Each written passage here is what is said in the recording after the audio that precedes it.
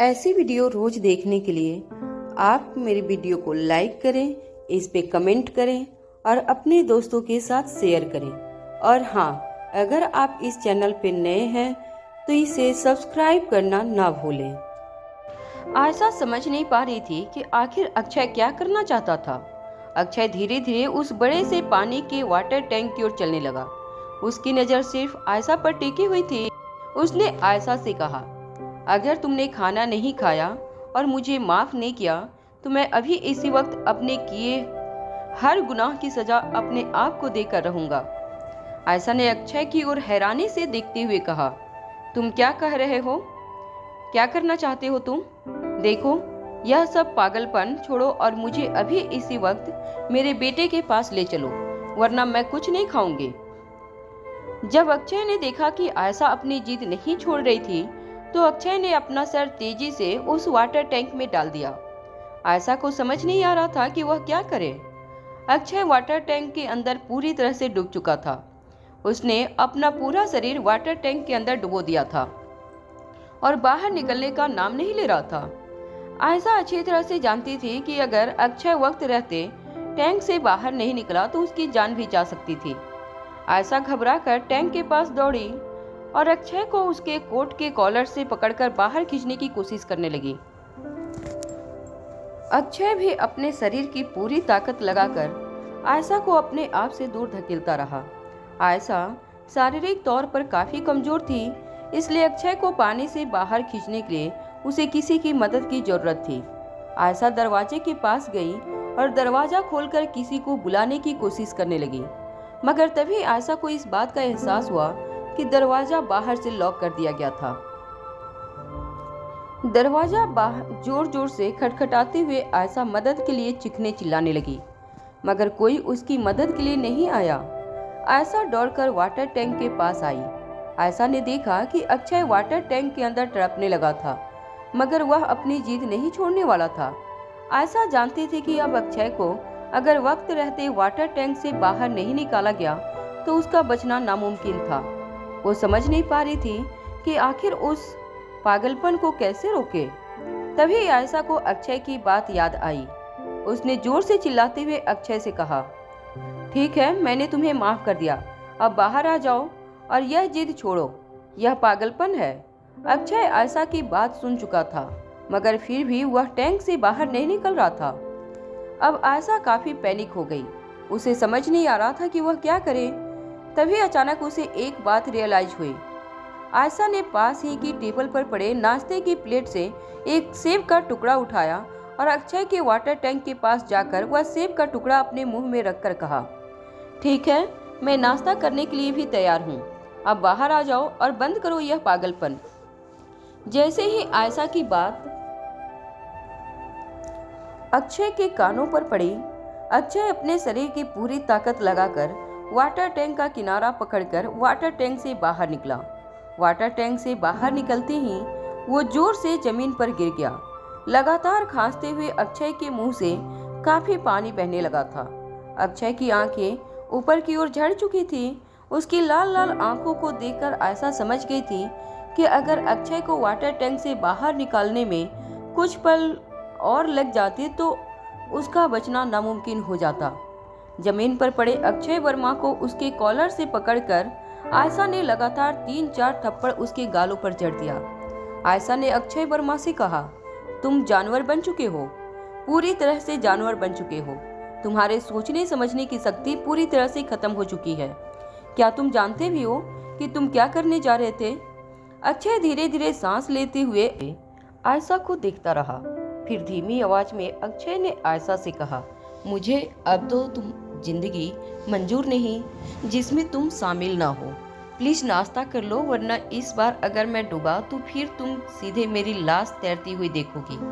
आयशा जान चुकी थी कि अक्षय की जिद पूरी करने के अलावा उसके पास और कोई चारा नहीं था।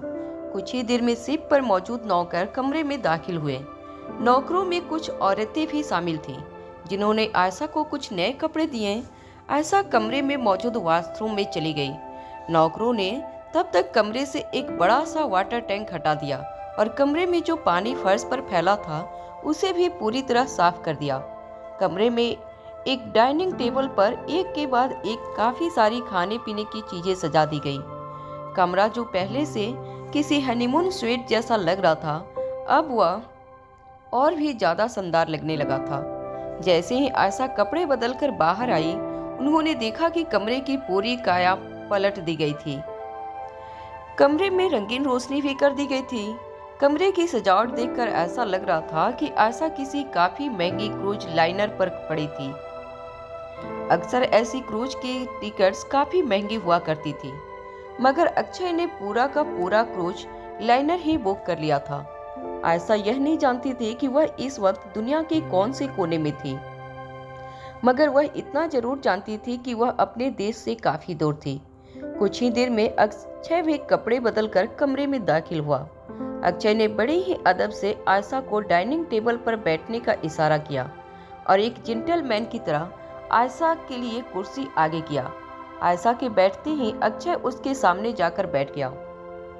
अक्षय ने एक एक करके आयशा की प्लेट से खाना सजाकर उसके सामने रख दिए, मगर आयशा ने सजाई हुई प्लेट को अपने से दूर धकेल दिया और खुद ही अपनी एक प्लेट में खाने की चीजें रखने लगी। आयशा के तेवर देखकर अक्षय मन ही मन मुस्कुराने लगा। उसे आज से 28 साल पहले की वह आयशा मारवा याद आई, जो अक्षय के साथ पहली बार डेट पर गई थी।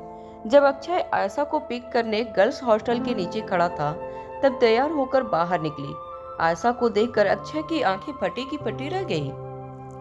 आयशा जब अक्षय के पास आई थी, तब लगातार कुछ मिनटों तक अक्षय बस फटी हुई आंखों से आयशा को देखता रहा था। वह दोनों जिस होटल में गए थे, वहां पर पहुंचने के बाद भी अक्षय के मुंह से पहली बात निकली थी, तुम बेहद खूबसूरत लग रही हो। आज भी अक्षय को आयशा में कोई फर्क नहीं नजर आ रहा था। आयशा की उम्र और खूबसूरती जैसे उसी पल में सिमट कर रह गई थी।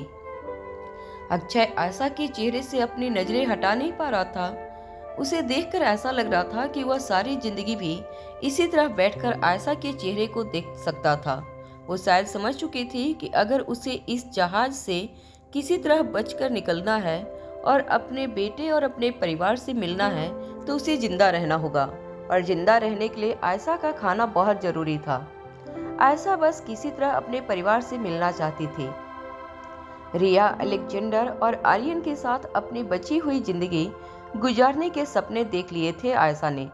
अपनी पूरी जिंदगी अकेलेपन में बिताने के बाद आयशा ने सोचा था कि अब वह अपनी बाकी बची जिंदगी का एक पल भी बिना अपने परिवार की नहीं गुजारेगी।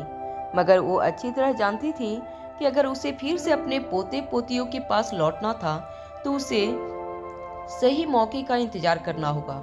अक्षय जिस तरह से आयशा मारवा को देख रहा था, आयशा को काफी ऑकवर्ड फील हो रहा था, मगर वह धीरे धीरे अपनी प्लेट से निवाले बनाकर खाती रही।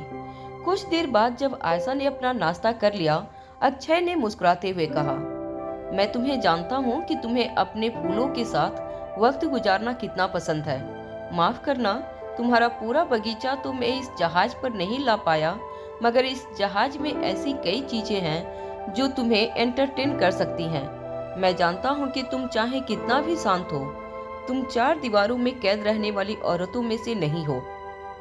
तुम्हें खुली हवा में रहना कितना पसंद है, यह मैं अच्छी तरह से जानता हूँ, और इसीलिए यह पूरा का पूरा जहाज मैंने तुम्हारे लिए स्पेशल बुक करवा लिया है। जब तक तुम चाहोगे तब तक यह जहाज एक तेज मछली की तरह पानी की लहरों को चीरते हुए आगे बढ़ता रहेगा।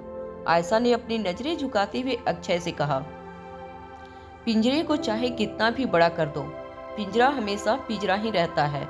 अक्षय आयशा के पास आकर घुटनों के बल बैठ गया और कहने लगा, तुम जिसे पिंजरा समझ रही हो, वह तुम्हारी आजादी है।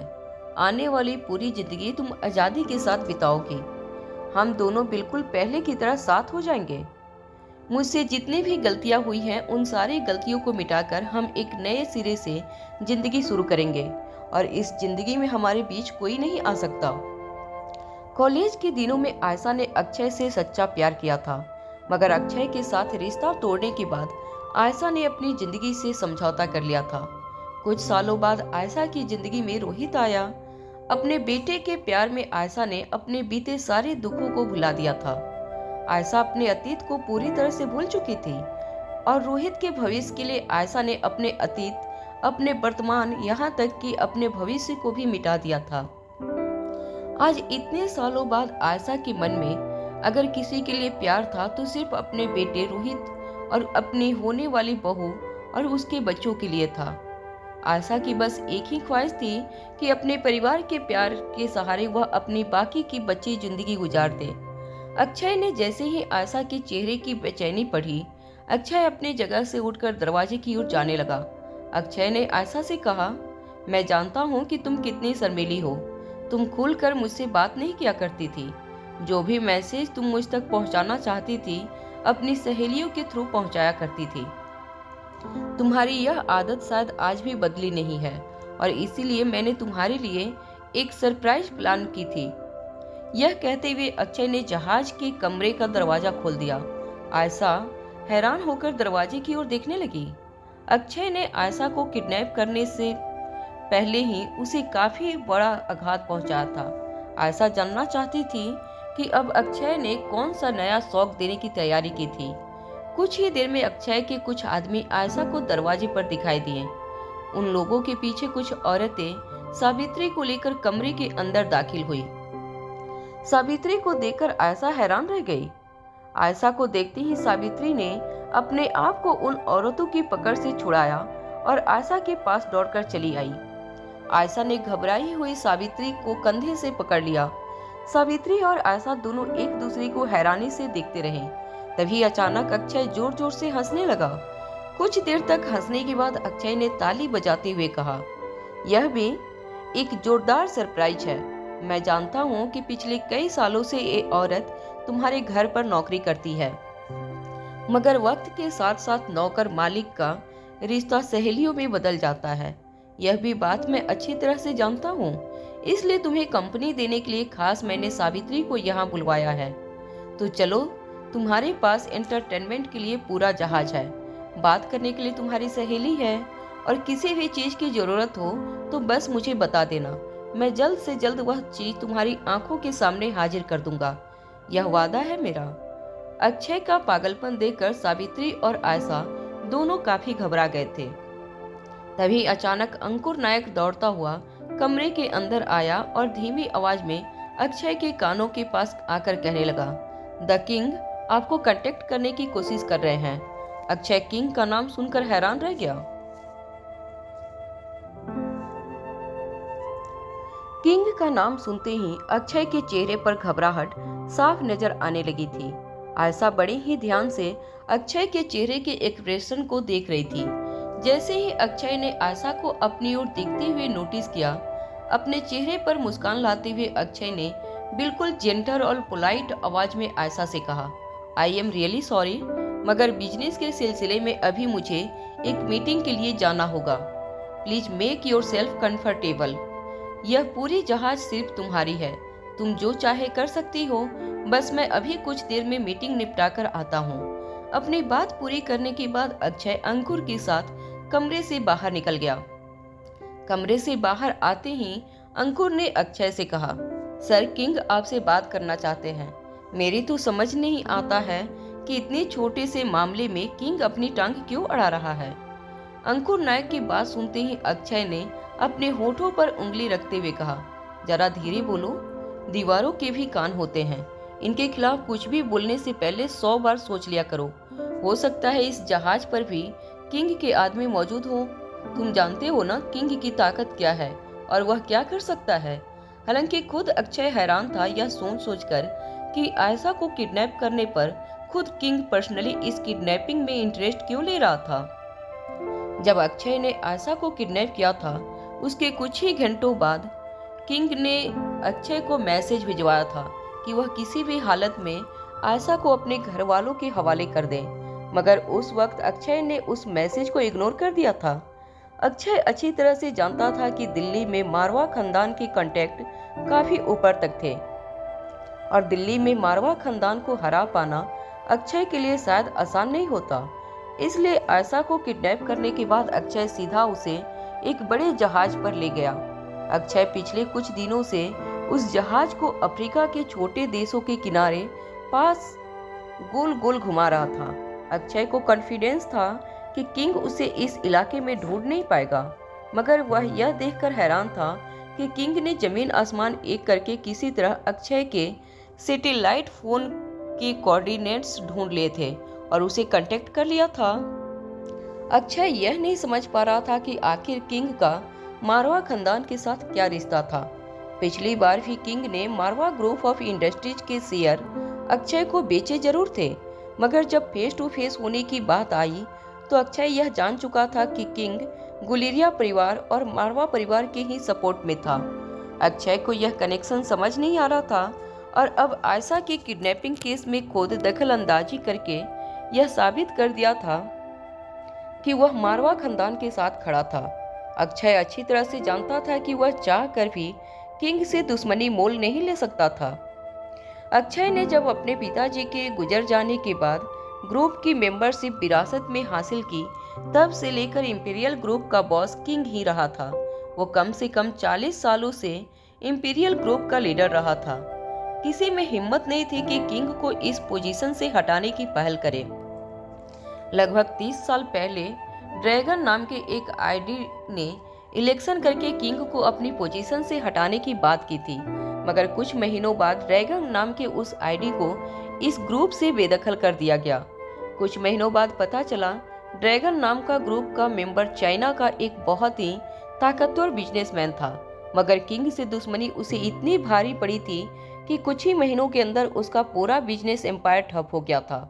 यह भी बताया जा रहा था कि वह बिजनेसमैन अपने ही बनाई कंपनी के गेट पर बैठकर भीख मांगता करता था। उस दिन से किंग के लिए लोगों के दिलों में दहशत और भी ज्यादा बढ़ गई थी। उसके बाद आज तक कभी किसी ने किंग के साथ दुश्मनी लेने की गलती नहीं की थी। अंकुर और अक्षय कैप्टन के बगल में बनी एक स्पेशल केबिन में चले गए, जहां कुछ लोग सैटेलाइट फोन के जरिए अलग अलग देश के अलग अलग मरीन हेड क्वार्टर से संपर्क किया करते थे।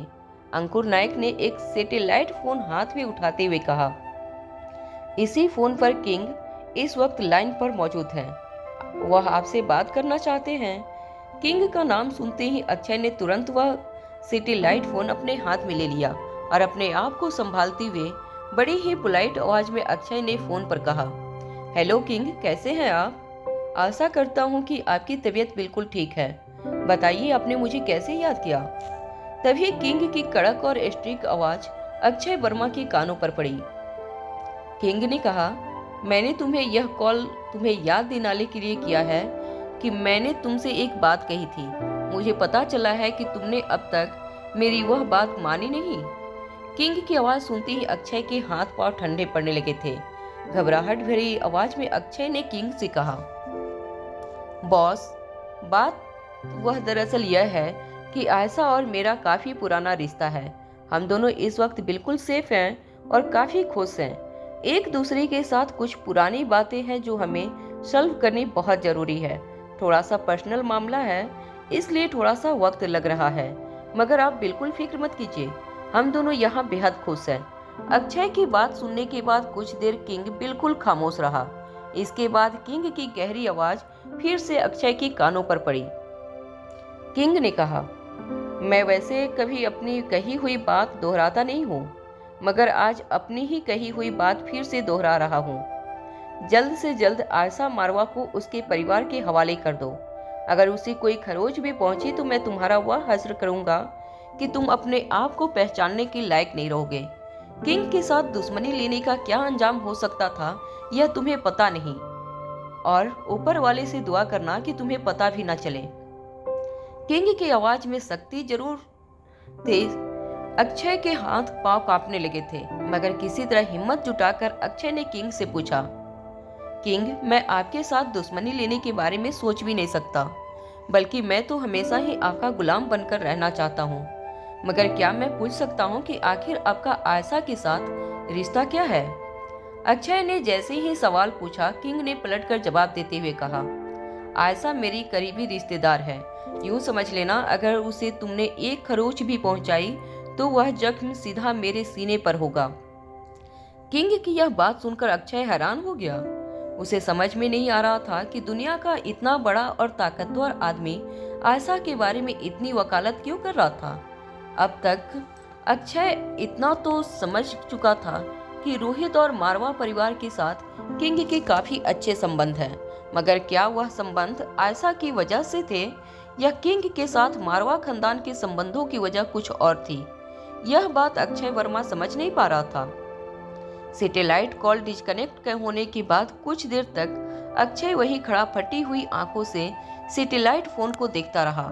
उसे समझ नहीं आ रहा था कि इतना पावरफुल आदमी अगर आयशा के साथ खड़ा था तो फिर आयशा रोहित की किडनैपिंग के बाद अक्षय से मदद मांगने क्यों आई थी। अगर उस वक्त उसने किंग से मदद मांगी होती तो किंग दुनिया के किसी भी कोने से रोहित को ढूंढकर वापस घर ले आता।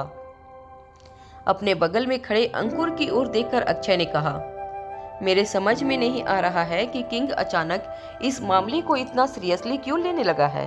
तुम एक काम करो, अपने सारे आदमियों को अब बस एक ही काम पे लगा दो। मैं किसी भी कीमत पर जल्द से जल्द यह जानना चाहता हूँ कि आखिर आयशा का किंग के साथ क्या संबंध है। अपने बॉस का ऑर्डर मिलते ही अंकुर ने अपने मोबाइल फोन से अपने आदमियों को कांटेक्ट कर लिया। अंकुर और अक्षय वर्मा दोनों उस केबिन से बाहर निकल गए। अक्षय के चेहरे की परेशानी देखकर अंकुर ने पूछा, क्या हमें अभी भी आयशा मैडम को बंदी बनाकर रखना चाहिए? जैसे ही अंकुर ने यह बात कही, अक्षय वर्मा ने गुस्से से अंकुर का कॉलर पकड़ लिया और कहा, मैंने उसे बंदी नहीं बनाया है, मैंने उसे आजाद किया है। बंदी तो वह पिछले कई सालों से मारवा खानदान के साथ थी और अब वक्त आ गया है कि वह उन जंजीरों को तोड़कर हमेशा हमेशा के लिए मेरे पास आ जाए। पता नहीं यह किंग हम दोनों के प्यार में कांटा बनकर क्यों खड़ा है। वहां फोन डिस्कनेक्ट करने के बाद रोहित मारवा हाउस के अपने प्राइवेट ऑफिस में बैठकर काफी देर तक सैटेलाइट फोन को देखता रहा। रोहित ने अक्षय को धमका तो दिया था, मगर वह अच्छी तरह से जानता था कि अक्षय एक सनकी पागल था। वह अपने साथ साथ आयशा को भी नुकसान पहुंचा सकता था। रोहित बस किसी तरह आयशा को जल्द से जल्द मारवा हाउस वापस ले जाना चाहता था। हालांकि रोहित यह बात भी जानता था कि अक्षय आयशा को बहुत प्यार करता था। अगर उसे आयशा को नुकसान पहुंचाना ही होता तो वह इतने साल इंतजार नहीं करता।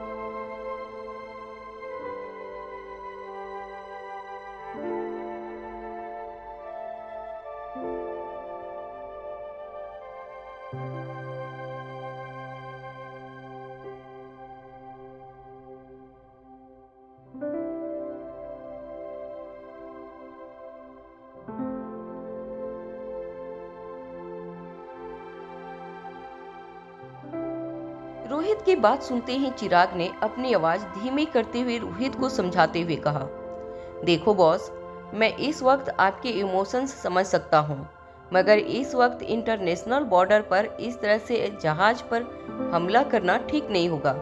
इसमें सारी कॉम्प्लिकेशंस हैं।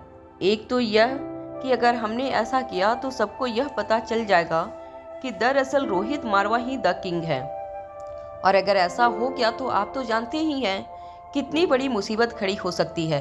दूसरा यह कि अगर हमने ऐसा किया तो न सिर्फ हमारे देश की सरकार बल्कि कई और देशों की सरकारें हमारे खिलाफ हो जाएंगी। और तीसरी और सबसे जरूरी बात यह है कि इस वक्त वह जहाज पूरी तरह से अक्षय वर्मा के कब्जे में है। अक्षय के आदमी उस जहाज पर अपना कब्जा बनाए हुए हैं। अगर किसी भी तरह इस जंग में वह लोग हमारे सामने जीत जाते हैं तो आने वाले वक्त में इंपीरियल ग्रुप का लीडर खुद अक्षय बन जाएगा, और अगर ऐसा हो गया तो फिर उसे हराना नामुमकिन हो जाएगा। हमें इस वक्त जोश से नहीं होश से काम लेना होगा। रहा सवाल आयशा मैडम का, तो सर उस जहाज पर हमारा एक इन्फॉर्मेंट मौजूद है। हमारे उस इन्फॉर्मेंट ने मुझे कांटेक्ट करके यह बताया है कि आयशा मैडम बिल्कुल ठीक हैं, उनकी जान पर कोई खतरा नहीं है। हमारा इन्फॉर्मेंट हर वक्त हमारे साथ कांटेक्ट बनाकर रखेगा। जब भी उसे मौका मिलेगा वो शिप की सारी इन्फॉर्मेशन हमें दे देगा। हम मौका देकर आयशा मैडम को जरूर बचाकर बाहर निकाल लेंगे, मगर इस तरह जल्दीबाजी में हमला करके हम बहुत बड़ी गलती कर देंगे। रोहित हमेशा से ही शांत दिमाग से हर फैसले लिया करता था, मगर जिंदगी में पहली बार रोहित ने कोई फैसला इमोशंस में आकर लिया था। चिराग की बात अच्छी तरह से समझने के बाद रोहित ने एक गहरी सांस लेते हुए चिराग से कहा, ठीक है, मगर तुम एक काम करो, हमारे भी कुछ जहाज उस जहाज के पीछे लगा दो। हर वक्त जहाज पर नजर बना कर रखो। हाँ, अक्षय को पता नहीं चलना चाहिए कि हम लोग उसका पीछा कर रहे हैं। अगर उसे जरा सा भी शक हुआ तो वह अपने साथ साथ माँ को भी चोट पहुंचा सकता है। मगर याद रहे, अगर जरा सा भी खतरा नजर आए तो उस जहाज पर हमला करके माँ को जल्द से जल्द बचा लेना। रोहित की हर बात अच्छी तरह से समझने के बाद चिराग ने अपने सीक्रेट फोन से अपने आदमियों को इंस्ट्रक्शन दे दिए। रोहित मारवा की पर्सनल सिक्योरिटी की एक छोटी सी फौज मारवा हाउस के बेसमेंट में बुलाई गई। रोहित के पर्सनल सिक्योरिटी में शामिल कई लोग कमांडो ट्रेनिंग ले चुके थे। उन सबको अच्छी तरह से इंस्ट्रक्शन देने के बाद एक हेलीकॉप्टर में उस टीम को मारवा हाउस से रवाना कर दिया गया। सब लोगों के चले जाने के बाद रोहित अपनी केबिन में बैठा काफी देर तक कुछ सोचता रहा। चिराग ने रोहित के पास आकर कहा, सर आप फिक्र मत कीजिए, आयशा मैडम बहुत जल्द सही सलामत आपके सामने होंगी। तभी रोहित ने अपना एक हाथ अपने सर पर रखते हुए चिराग से कहा, मैं तुम्हें अभी एक बैंक का लोकेशन भेज रहा हूँ। यह बैंक दिल्ली में ही है। इस बैंक के आसपास भी कुछ लोग लगा दो। मुझे उस बैंक को पूरी तरह से सिक्योर करना है। यूँ समझ लो कि अगले कुछ दिनों तक उस बैंक की सिक्योरिटी हमारा जिम्मा है। चिराग रोहित की बात सुनकर काफी हैरान हो गया। उसे समझ नहीं आ रहा था कि एक बैंक की सिक्योरिटी रोहित क्यों करना चाहता था। रोहित ने चिराग से कहा, और कुछ लोग मेरे पीछे भी लगा देना, मैं भी उस बैंक की ओर जा रहा हूँ। इससे पहले कि चिराग रोहित से कुछ कहता, रोहित ने चिराग की बात को रोकते हुए कहा, मेरा वहां जाना बहुत जरूरी है, इसे रोका नहीं जा सकता। रोहित की बात पूरी होती ही चिराग ने रोहित से कहा, ठीक है बॉस, मैं भी आपके साथ चलूंगा। तभी रोहित ने चिराग के कंधे पर हाथ रखते हुए कहा, मारवा ग्रुप ऑफ इंडस्ट्रीज और इंपीरियल ग्रुप को तुम्हारी जरूरत है। रोहित की ऐसे बात सुनकर चिराग का दिल अचानक बैठ गया। रोहित की बातों में चिराग को काफी दर्द नजर आ रहा था। चिराग यह जान चुका था कि रोहित किसी खतरनाक मिशन पर जा रहा था, जिसके बारे में वह चिराग को बता नहीं रहा था। मारवा हाउस पहुंचने के बाद अनिका को रोहित ने अपने कमरे में आराम करने के लिए भेजा था, मगर नींद अनिका की आंखों से कोसों दूर चली जा चुकी थी। अनिका जानती थी कि अलेक्जेंडर को बचाने के लिए अब उसके पास सिर्फ 2 महीने 20 दिन बाकी थे। अनिका किसी भी तरह V16 पावर ट्रक तक पहुंचना चाहती थी। वह जानती थी कि और कई भी लोग V16 पावर ट्रक तक पहुंचने की कोशिश कर रहे थे, और इसलिए रोहित और अनिका को अपना हर कदम काफी सोच समझकर आगे बढ़ाना था। मगर अनिका जल्द से जल्द अपने माँ के बताए हुए रास्ते पर अपने कदम आगे बढ़ाना चाहती थी, क्योंकि वह जानती थी कि उसी रास्ते से अलेक्जेंडर की जिंदगी जुड़ी थी। अनिका अब और ज्यादा इंतजार नहीं कर सकती थी, इसलिए अंधेरे का सहारा लेकर अनिका रात का स्वाति के बताए हुए बैंक की ओर अकेली ही निकल पड़ी। अगले दिन सुबह नन्ही सी रिया अपनी सारी बार्बी डॉल्स इकट्ठा करके अलेक्जेंडर के सामने रखकर कहने लगी, तुम इसमें से चाहे जो भी डॉल पसंद कर लो, वह अब से तुम्हारी हो जाएगी, बस तुम एक बार मुस्कुराओ। अलेक्जेंडर अपना सर झुकाए अपने बिस्तर पर बैठा रहा। तभी आर्यन ने भी अपनी मैथ की वर्कशीट अलेक्जेंडर के सामने रखते हुए कहा, मुझे यह प्रॉब्लम सॉल्व करने में बहुत परेशानी हो रही है, क्या तुम मेरे लिए इसे सॉल्व कर दोगे? अलेक्जेंडर ने किताब को अपनी नजरों के सामने से हटाते हुए कहा, प्लीज इन सब चीजों को मुझसे दूर रखो, मैं बिल्कुल मूड में नहीं हूँ। अलेक्जेंडर की बात सुनकर रिया और आर्यन एक दूसरे को देखने लगे। तभी नन्ही सी रिया ने फिर से मुस्कुराते हुए अलेक्जेंडर की ओर देखा और कहा, अरे यार, तुमने बताया नहीं तुम अपना नाम क्या रखोगे, और हाँ, खासकर तुम अपना सरनेम क्या होगा? मैं तो कहती हूँ तुम भी मेरी तरह अपना सरनेम गुलेरिया रखो। दोनों हम भाई बहन हैं और मेरा नाम है रिया गुलेरिया, तुम्हारा नाम भी होगा अलेक्जेंडर गुलेरिया। कैसा लगा तुम्हें तुम्हारा नया नाम? तभी आर्यन ने रिया की बात को काटते हुए कहा, नहीं नहीं, अलेक्जेंडर एक लड़का है, बड़ा होकर वह भी मेरे और डैड की तरह मारवा नाम से जाना जाएगा। मैं और डैड दोनों बॉयज हैं, हम दोनों का सरनेम मारवा है, तो फिर अलेक्जेंडर का भी सरनेम मारवा ही होगा, है ना अलेक्जेंडर? रिया ने अपने सर पर एक हाथ मारते हुए कहा, अरे बुद्धू, सरनेम का लड़का या लड़की होने से कोई लेना देना नहीं होता है। देखो, तुम्हारा नाम है आर्यन मारवा, तो बड़े होकर मारवा ग्रुप ऑफ इंडस्ट्रीज तुम चला लेना। अगर अलेक्जेंडर गुलेरिया बन जाता है तो बड़े होकर नानू की गुलेरिया ग्रुप ऑफ कंपनी को वो चलाएगा। इस तरह तुम दोनों के बीच में बड़े होकर झगड़ा भी तो नहीं होगा। यह बात सुनते ही आर्यन ने रिया से पूछा, तो फिर तुम क्या करोगी बड़ी होकर? रिया ने मुस्कुराते हुए बड़े ही प्यार से कहा, मेरी बड़ी मासी है ना, उनके पास भी बहुत पैसा है, उन्होंने मुझसे कहा है कि उनके पास जो कुछ भी है वह सब कुछ मेरा है, तो मुझे ना गुलेरिया ग्रुप ऑफ इंडस्ट्रीज में कोई इंटरेस्ट है और ना ही मारवा ग्रुप में। बड़ी मौसी के कोई बच्चे नहीं हैं और इसलिए उन्होंने कहा है कि उनका जो कुछ भी है वह सब कुछ मेरा है। यह बात तो लतिका भी अच्छी तरह से जानती है। प्रिंसेस लतिका भी पिछले कुछ दिनों से रिया के साथ ही मारवा हाउस में रहती थी। जब मारवा हाउस में रोहित और हंसराज के बीच तनाव चल रहा था, तब रोहित ने लतिका को अपने घर वापस भेजने की बात कही थी, मगर प्रिंसेस लतिका और रिया एक दूसरे से दूर नहीं होना चाहती थी। प्रिंसेस लतिका पिछले कई दिनों से मारवा हाउस में बाकी बच्चों के साथ रह रही थी। प्रिंसेस लतिका ने आर्यन की ओर देखकर कहा, हाँ, मैं इनकी बड़ी मौसी को अच्छी तरह से जानती हूँ और मुझे यह भी पता है कि उन्होंने अपनी सारी प्रॉपर्टी रिया को देने का फैसला किया है। प्रिंसेस लतिका बड़े ही सोफिस्टिकेटेड अंदाज में बात कर रही थी। उसे देखकर ऐसा लग रहा था जैसे कोई बड़ी उम्र की लड़की बड़े ही सोच समझकर हर बात का जवाब दिया करती थी। आर्यन और रिया ने देखा कि काफी कोशिश करने के बाद भी अलेक्जेंडर का मूड सही नहीं हो रहा था। तभी अचानक रिया ने अलेक्जेंडर की ओर देखकर कहा, अरे हाँ अलेक्जेंडर, मैं तुम्हें बताना ही भूल गई, मेरे एक मामा हैं जिनका नाम है ओंकार मामा।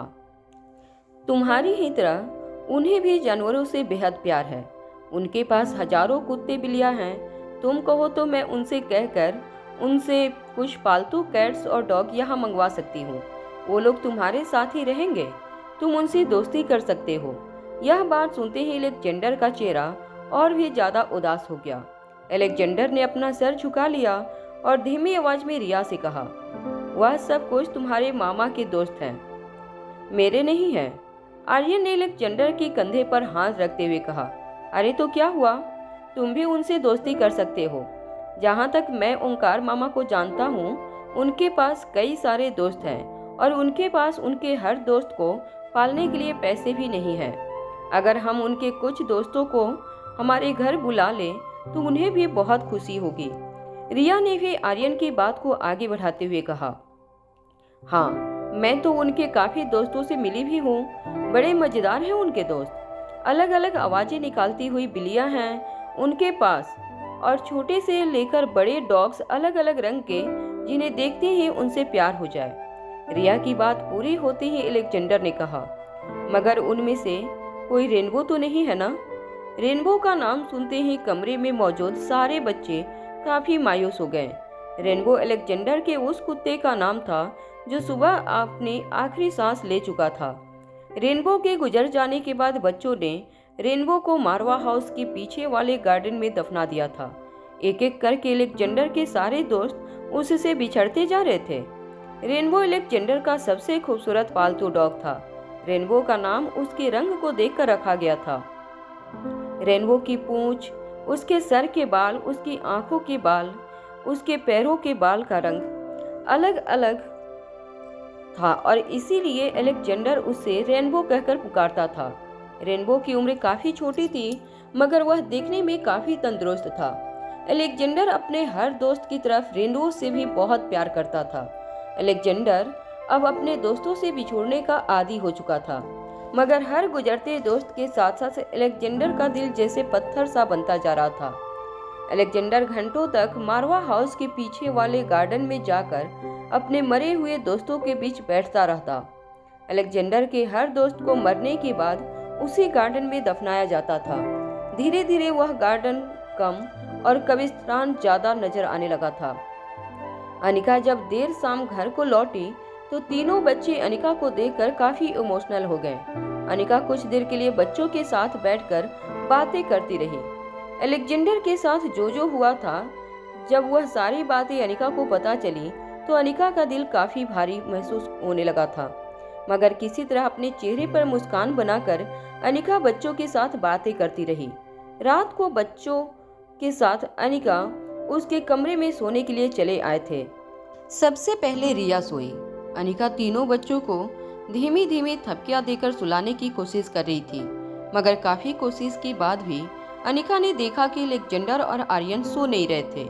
आर्यन लगातार अनिका को देखता रहा था। आर्यन को देखकर अनिका यह समझ चुकी थी कि आर्यन जानता था कि जैसे ही आर्यन सो जाएगा अनिका फिर से गायब हो जाएगी।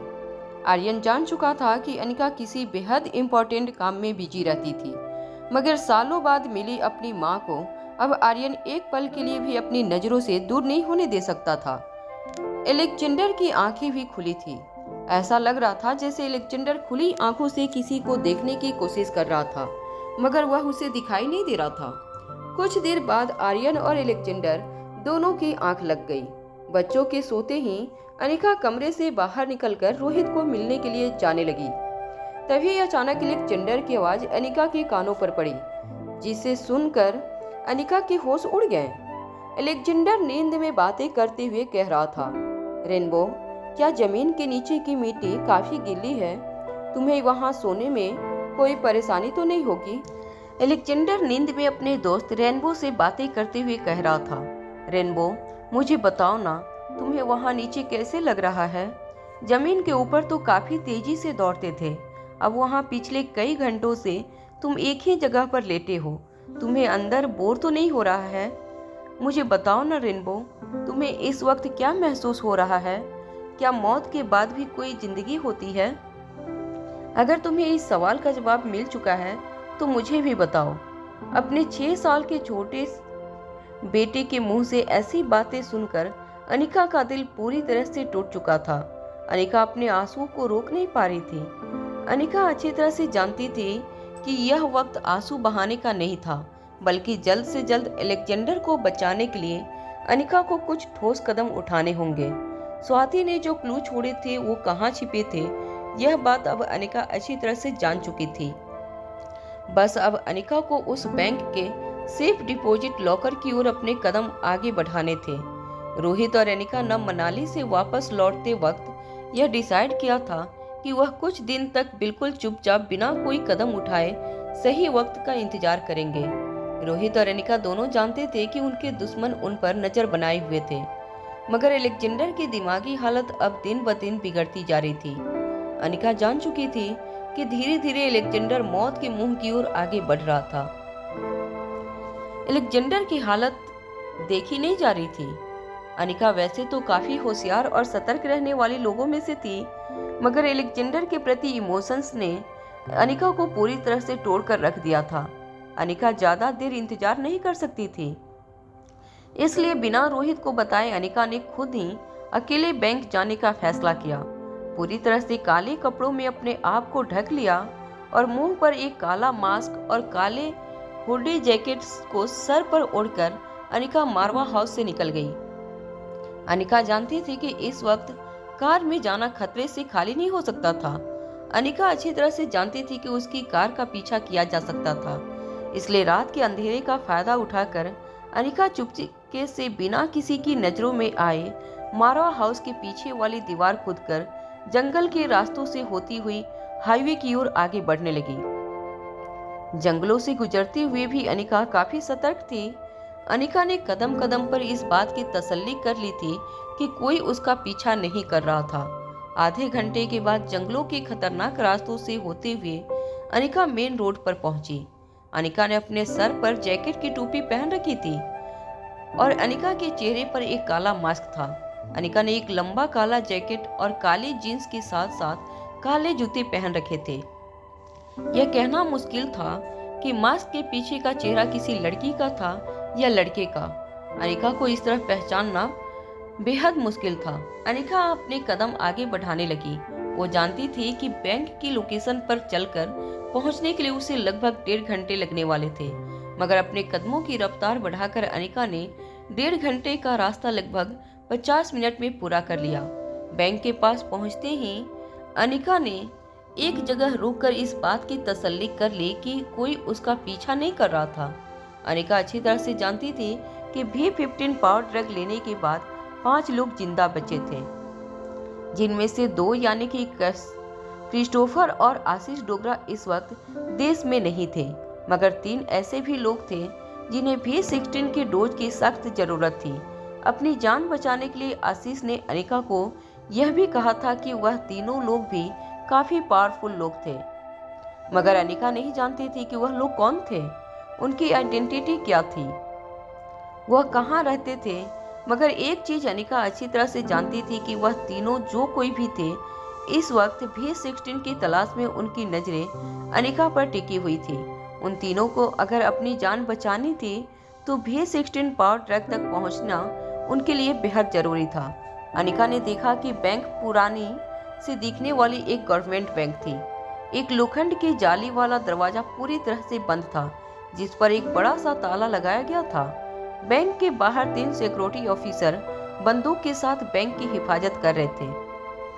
वह तीनों बारी बारी बैंक के आसपास चक्कर लगाकर अपनी ड्यूटी कर रहे थे। अनिका जानती थी कि बैंक के अंदर घुसना उनके लिए बेहद मुश्किल होने वाला था। अगर वह कोई मॉडर्न बैंक होती तो अनिका उस बैंक का सिस्टम हैक करके उसके सिक्योरिटी गेट्स आसानी से खोल सकती थी, मगर यह पुराने जमाने की बैंक थी जो अभी भी अपनी सिक्योरिटी मैनुअली हैंडल करती थी। अनिका ने पहले ही बैंक का सिस्टम हैक करके हर चीज की जानकारी हासिल कर ली थी, जैसे ही स्वाति मल्होत्रा की account details, locker number, bank का लेआउट वगैरह वगैरह। अनिका बैंक से कुछ दूरी पर बनी एक बंद पान की दुकान के पीछे जाकर छुप गई। अनिका किसी तरह बैंक के अंदर जाने की तरकीब सोचने लगी। अनिका ने रोहित को बताया नहीं था कि वह बैंक जा रही थी। अनिका अच्छी तरह से जानती थी कि अगर रोहित इस वक्त यहाँ मौजूद होता तो वह कोई ना कोई तरकीब निकालकर बैंक के अंदर घुसने की प्लानिंग कर लेता, मगर अनिका ये भी जानती थी कि रोहित जरूर अनिका को ऐसा करने से रोक लेता। रोहित का कहना था कि सही वक्त आने पर ही उन्हें अगला कदम बढ़ाना है, मगर अब अनिका एक पल भी और इंतजार नहीं कर सकती थी। अपने बेटे की जिंदगी बचाने के लिए अनिका अब एक पल भी और नहीं रुक सकती थी। तभी अनिका को एक तरकीब सूझी।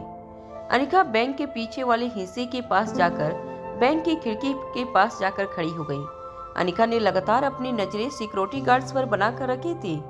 तीनों गार्ड्स बैंक के मेन गेट पर आग जलाकर उसके आसपास बैठ गए। जब अनिका को लगा कि तीनों सिक्योरिटी गार्ड अपनी अपनी बातों में बिजी हो गए थे, तो बड़ी ही आराम से अनिका ने बिना आवाज किए बैंक के पीछे वाली खिड़की खोलने की कोशिश की। बैंक काफी पुराने जमाने की थी। बैंक की खिड़कियां भी काफी पुरानी थी। अनिका जानती थी कि अगर खिड़की के शीशे का टूटने की आवाज सिक्योरिटी गार्ड के कानों पर पड़ी तो उन्हें शक हो सकता था। इसलिए एक कपड़े की मदद से अनिका ने जंग लगी खिड़की को धीरे से खोला। जंग लगने की वजह से खिड़की कुछ सेंटीमीटर से ज्यादा नहीं खुली, मगर अनिका जो तरकीब इस्तेमाल करना चाहती थी उसके लिए यह काफी था। अनिका ने एक छोटा सा पत्थर उठाया और उस खिड़की की ओपनिंग से अपनी उंगली पर पत्थर रखकर उंगली को जोर से पीछे खींचते हुए अनिका ने उस पत्थर को पूरी ताकत से बैंक के अंदर फेंका। वह पत्थर बैंक के अंदर किसी कांच की बनी चीज पर लगा और वह कांच की चीज जमीन पर गिरते ही बैंक के अंदर से एक जोर की आवाज आई।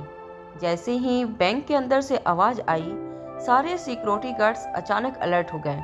वह तीनों सिक्योरिटी गार्ड हैरानी से एक दूसरे को देखने लगे। एक गार्ड्स ने अपने कंधे से लगी बंदूक अपने हाथ में लेते हुए दूसरे गार्ड से कहा, ये आवाज तो बैंक के अंदर से आ रही थी।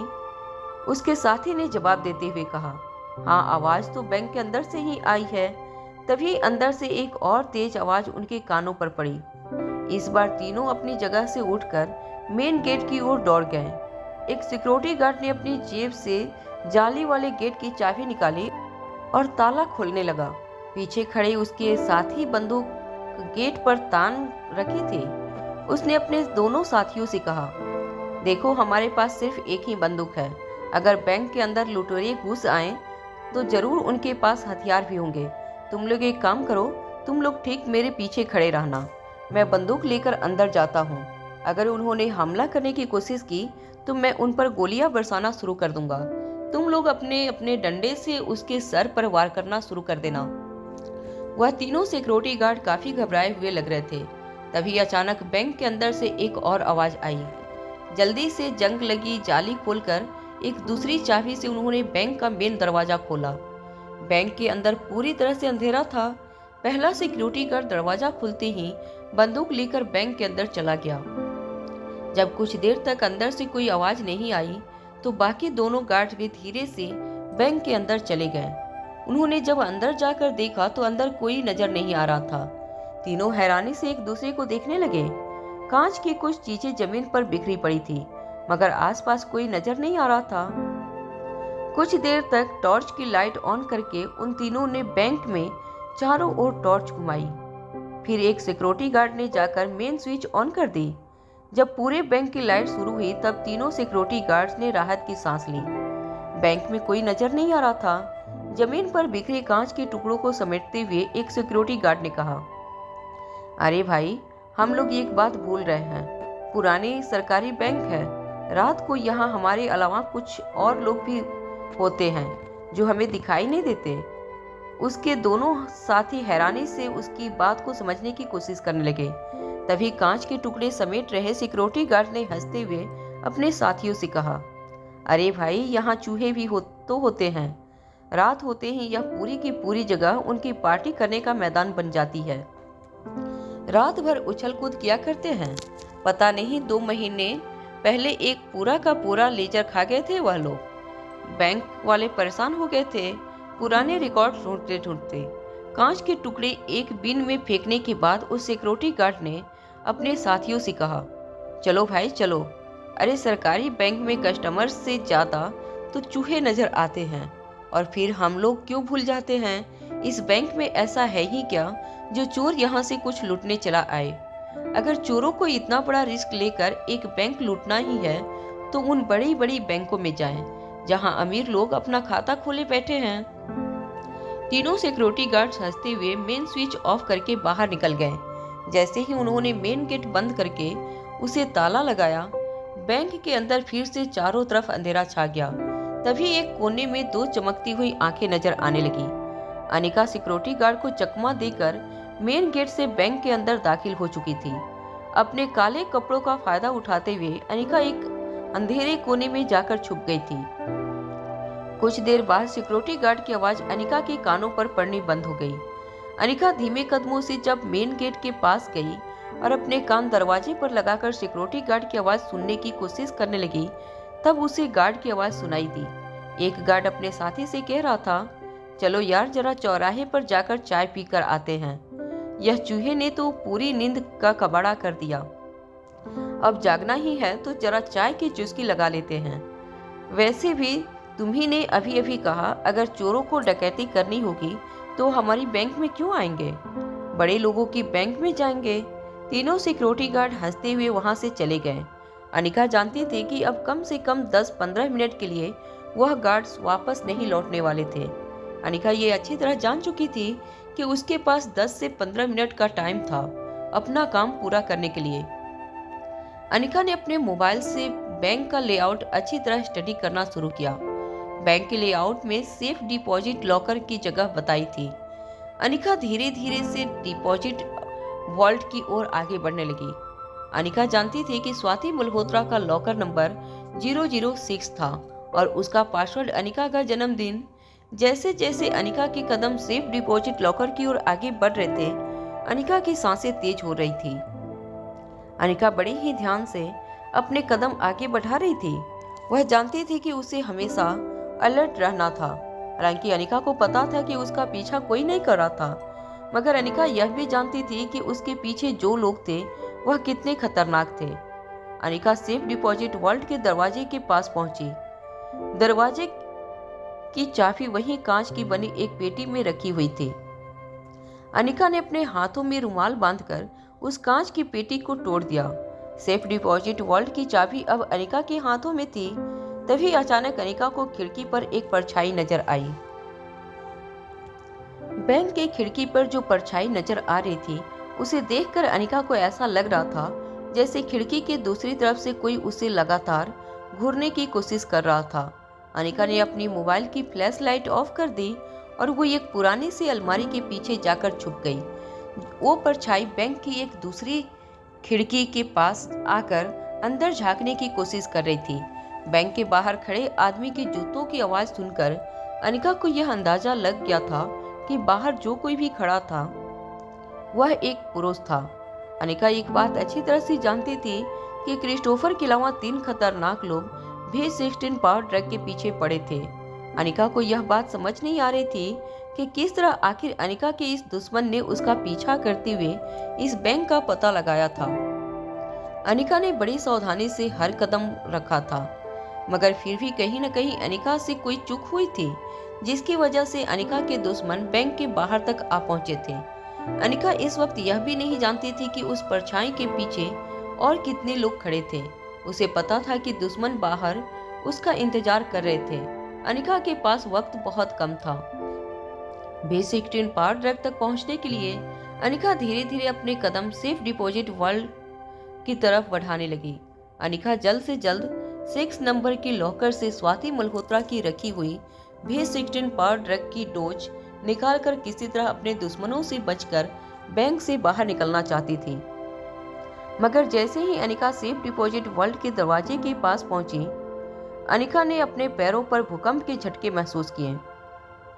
अनिका हैरान होकर कोने की एक दीवार पकड़कर खड़ी हो गई। तभी अनिका को एहसास हुआ कि बाहर खड़े आदमी ने पूरी ताकत लगाकर बैंक के पीछे वाले दरवाजे पर लात दे मारी थी और जिसकी वजह से पूरा दरवाजा टूटकर गिर गया था। बाहर से हल्की हल्की रोशनी बैंक के अंदर आने लगी थी। दरवाजे का बाकी हिस्सा बड़ी आसानी से तोड़कर अनिका का दुश्मन बैंक के अंदर आ गया।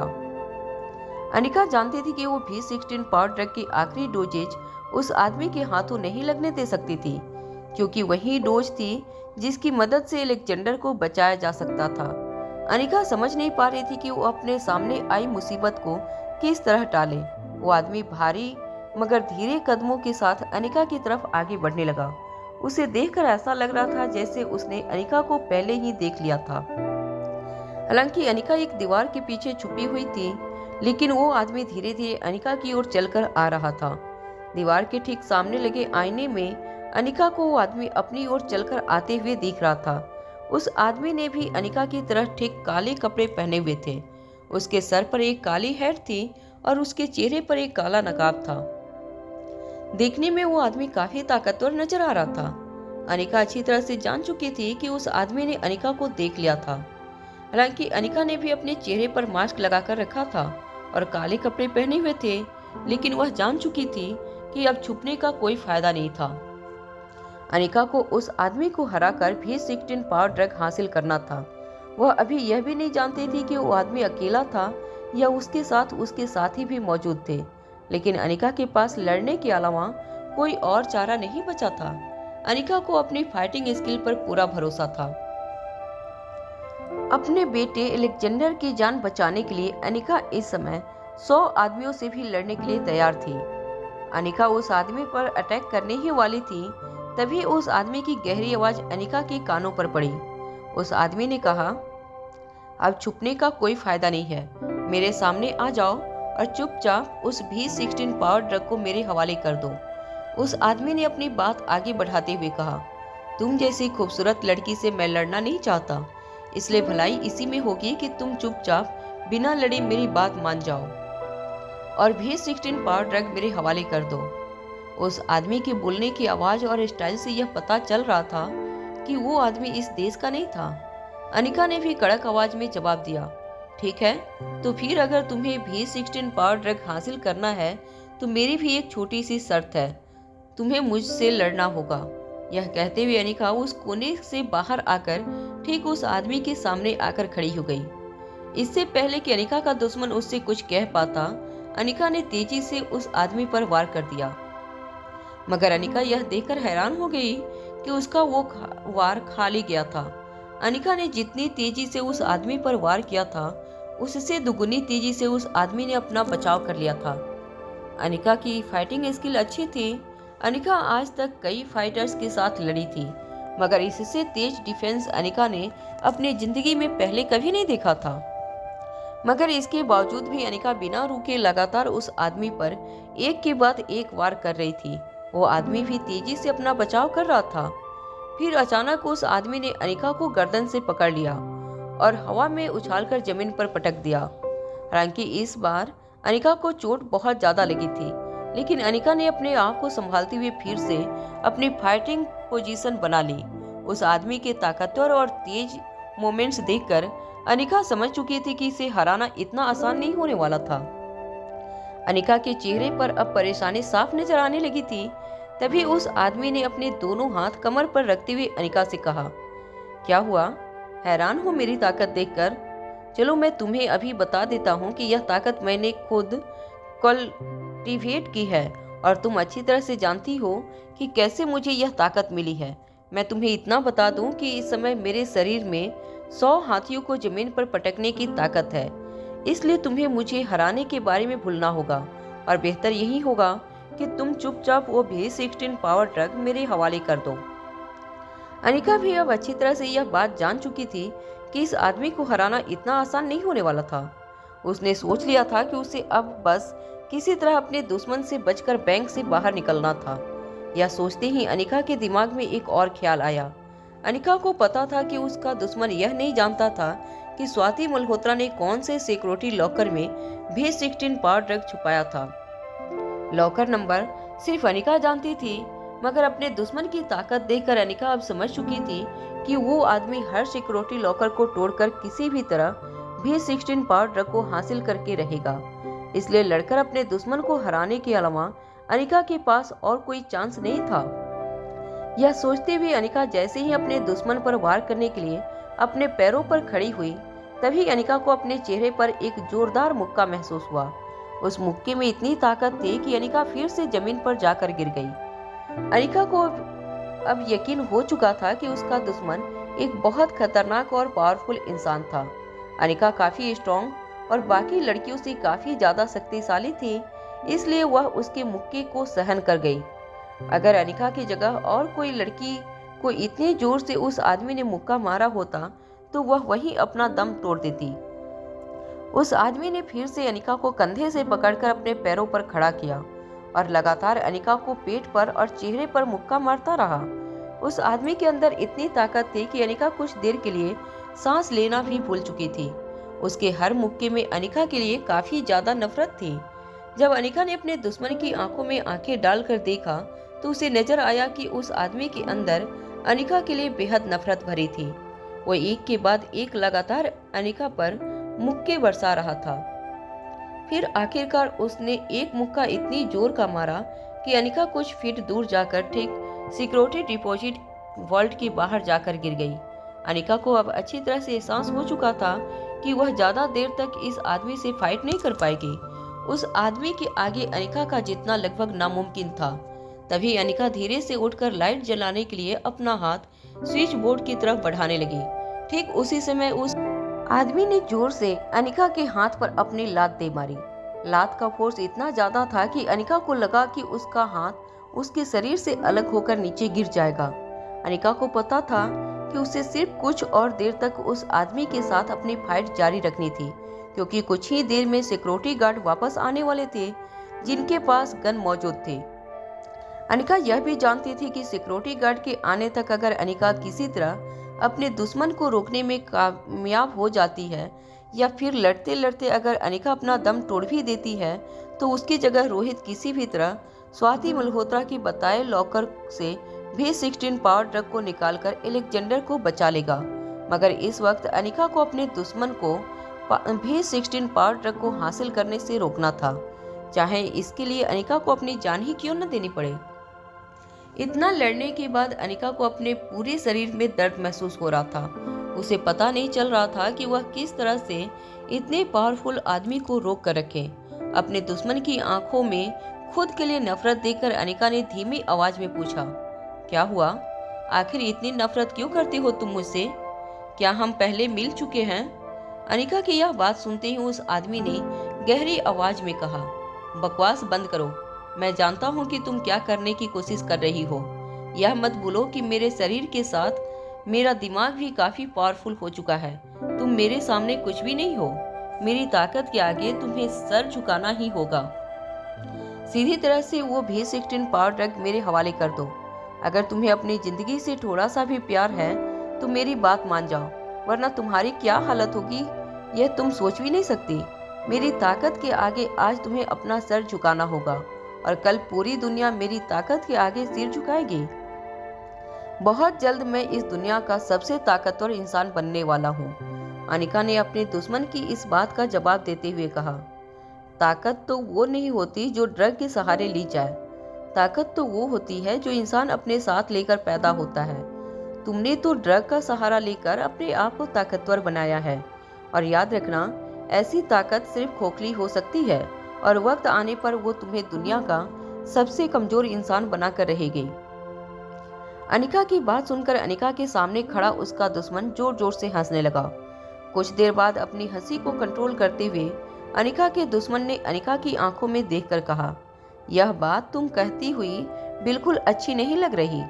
जिस लड़की ने खुद ड्रग की वजह से अपना नाम, अपनी इज्जत और अपनी शोहरत बनाई हो, वो लड़की आज मुझे ज्ञान दे रही है कि मुझे क्या करना चाहिए और क्या नहीं। यह मत भूलो कि तुम भी उसी ड्रग की वजह से आम लोगों के मुकाबले ज्यादा ताकतवर हो। अगर तुम्हें वो ड्रग नहीं मिला तो तुम अब तक दम तोड़ चुकी होती। अनिका जानती थी कि यह बात सही थी कि स्वाति ने बचपन में उसे कुछ कम मात्रा में उसे पावर ड्रग की एक डोज दी थी, मगर यह नहीं कहा जा सकता था कि उसने सिर्फ और सिर्फ पावर ड्रग की मदद से जिंदगी में सब कुछ हासिल किया था। अनिका जानती थी कि इस वक्त उस आदमी से लड़ने का कोई फायदा नहीं था, इसलिए उसे बातों में उलझाकर अनिका कुछ वक्त बर्बाद करने की कोशिश कर रही थी। अनिका को अब सिर्फ सिक्योरिटी गार्ड के लौटने का इंतजार था। कुछ सोचकर अनिका ने अपने दुश्मन की आंखों में आंखें डालकर पूछा, अच्छा तो तुम मुझे यह बताओ कि तुम मुझसे इतनी नफरत क्यों करते हो? आखिर क्या बिगाड़ा है मैंने तुम्हारा? अनिका की यह बात सुनकर अचानक ही वो आदमी गुस्से से तिलमिला गया। उसकी आंखों में जैसे एक खून सवार हो गया। उसने चिल्लाते हुए अनिका से कहा, यह सवाल तुम्हें स्वाति से पूछना चाहिए। उस औरत की वजह से मैं बर्बाद हो गया। अपने दुश्मन की यह बात सुनकर अनिका हैरान हो गई।